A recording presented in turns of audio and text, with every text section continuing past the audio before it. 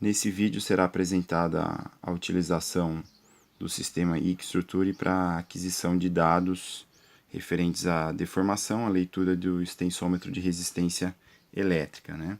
Então nós temos aqui, para esse exemplo, uma lâmina, que no caso é uma lâmina de alumínio, né, onde já tem instalado aqui um extensômetro do tipo uniaxial. Nós estamos com uma ligação a 3 fios, né, onde o fio amarelo aqui é o da saída principal do nosso extensômetro, tá? Então, muito importante saber que esse fio amarelo vai ter o que? Uma posição de destaque aqui na ligação na nossa placa, né? Então, vamos aqui para a nossa placa, ela já está energizada, né? Está conectada aqui a uma fonte chaveada, ligado na energia elétrica.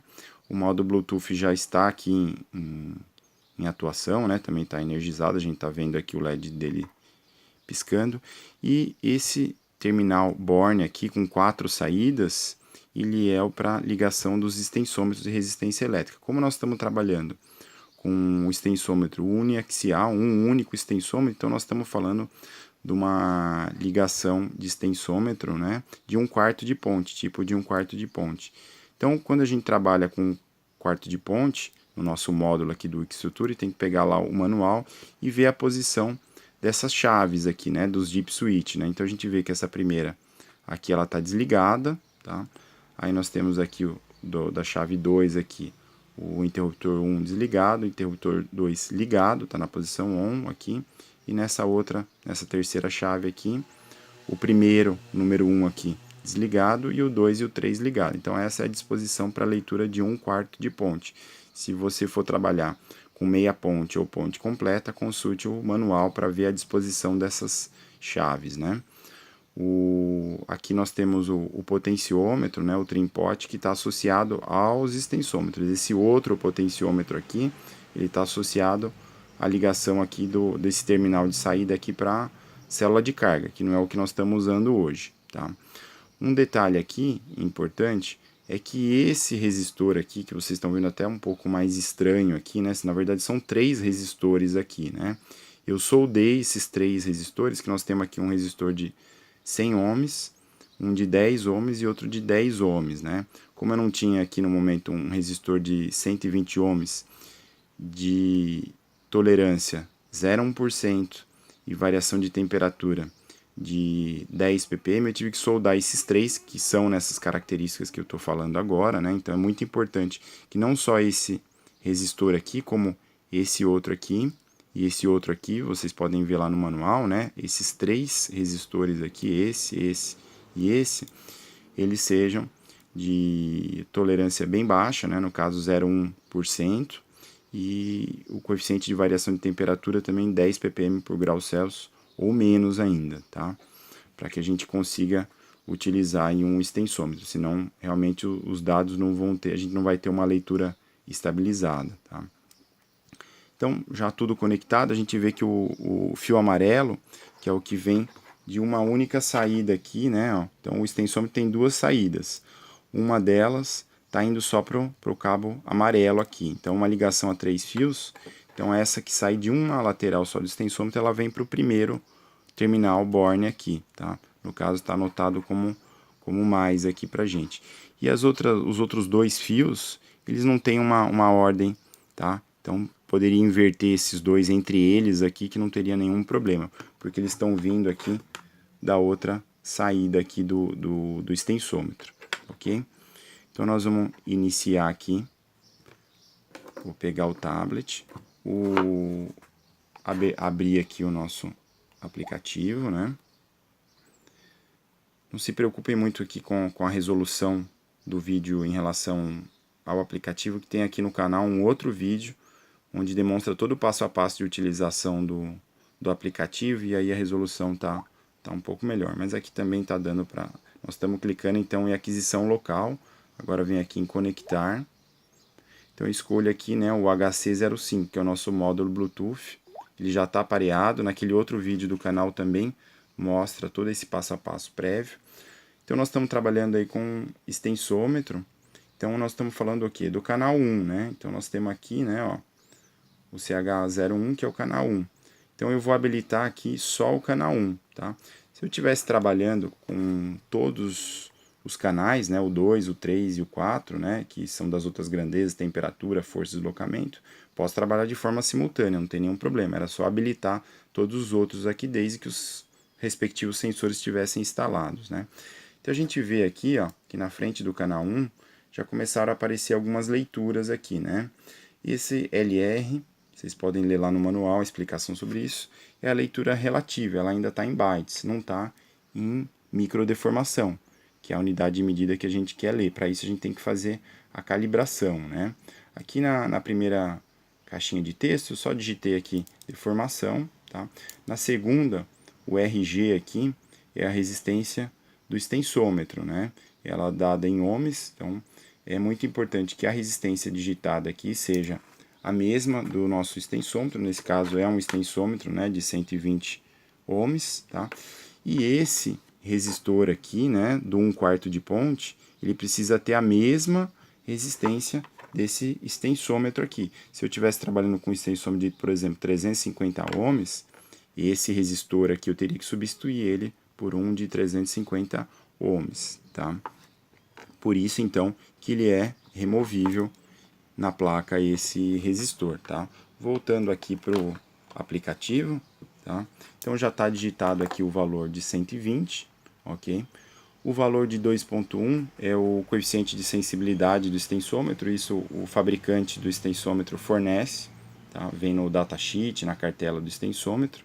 É o fator de sensibilidade também conhecido como gauge factor, ou simplesmente por essa letrinha K. E o RC aqui, tá? É o resistor de calibração, tá? A resistência dele. Onde que ele está na nossa placa aqui, ó? Nos outros vídeos que apresenta a placa eu mostro a posição e no manual está indicando isso. É esse resistor marronzinho aqui no caso, tá? Ele é um resistor de 68.1K ohms, tá? Então, 68.100 ohms, tá? Mas por que eu não digitei esse valor aqui de 68.100 aqui, né? Eu só digitei 68.000, porque eu medi com o multímetro o valor desse resistor e o valor dele no multímetro deu 68.000, tá? 68K e não 68.1. Então a gente tem que digitar aqui nessa janelinha o valor real, tá? Que ele vai fazer parte da informação para calibração, é o valor do nosso resistor shunt, né? Resistor de calibração. Então já está o nosso valor, vamos iniciar o procedimento de calibração. Tá? É importante também que esse valor aqui, ó, que a gente está vendo, o LR, seja um valor positivo, tá? O mais próximo possível de zero. A gente não vai conseguir zerar, né? Mas por causa do range, do fundo de escala.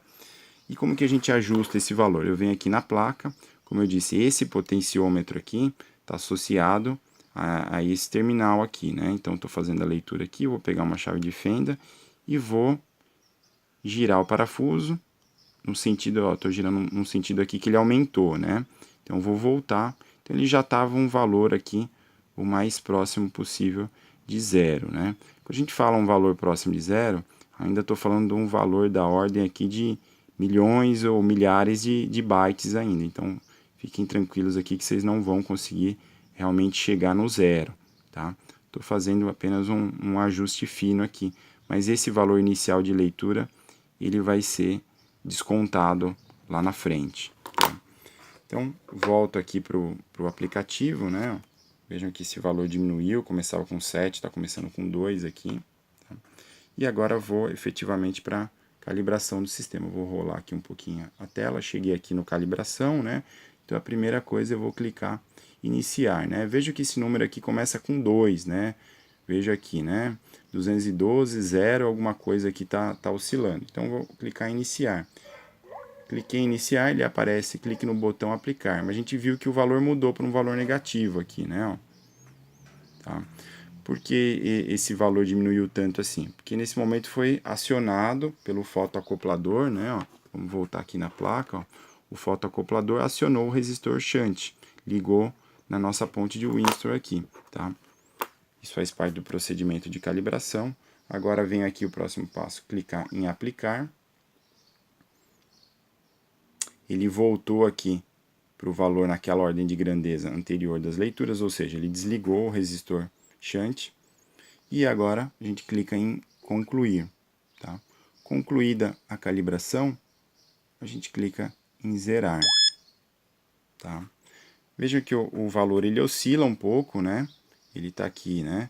Menos 0, 20, 21, 49, tá? Esse valor já é em microdeformação, ou microstrain, tá?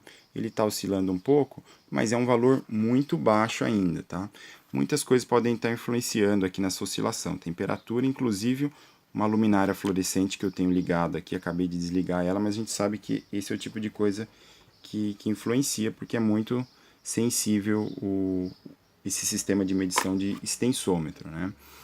Outra coisa que é importante frisar aqui, que essa calibração que nós fizemos agora, ela só deve ser feita, né, a partir do momento que a nossa placa aqui estiver conectada ao Arduino, tá? O nosso módulo Xstruture estiver conectado ao Arduino, energizado, ou seja, já estiver em funcionamento há pelo menos uns 3 minutos, tá? Porque é o tempo que leva para a placa aquecer e estabilizar as leituras, tá? Antes disso, a gente não deve fazer nenhuma leitura relativa a extensômetro ou célula de carga, porque depende de uma estabilização do módulo, que é essa plaquinha aqui, né, o HX711. Então, pode ter algum problema se a gente tentar calibrar antes desse tempo. Esse tempo pode variar também em função da temperatura, tá? Eu observei que esse tempo aí de 2 a 3 minutos aí para estabilização das leituras é numa temperatura de 20 a 25 graus Celsius, tá? Bom, o sistema já está calibrado, a gente já está vendo aqui a leitura nesse ponto aqui em microdeformação. Agora é pegar a nossa estrutura aqui, que no exemplo é essa simples lâmina de alumínio, né? E aplicar uma força aqui, né? Então, como se fosse uma viga, eu vou aplicar uma flexão nela aqui, né? Veja que o valor lá já está mudando bastante, né? Já estamos falando em 100 microdeformações, ou seja, aquela oscilação de 1 microdeformação, 2 microdeformação é muito baixa, né? Perto do que eu estou aplicando. Eu não estou aplicando quase força nenhuma, né? Então eu soltei aqui, já está voltando para a condição original aqui, tá? Ainda estou aplicando uma pequena força, ela está voltando aqui próximo do zero, né?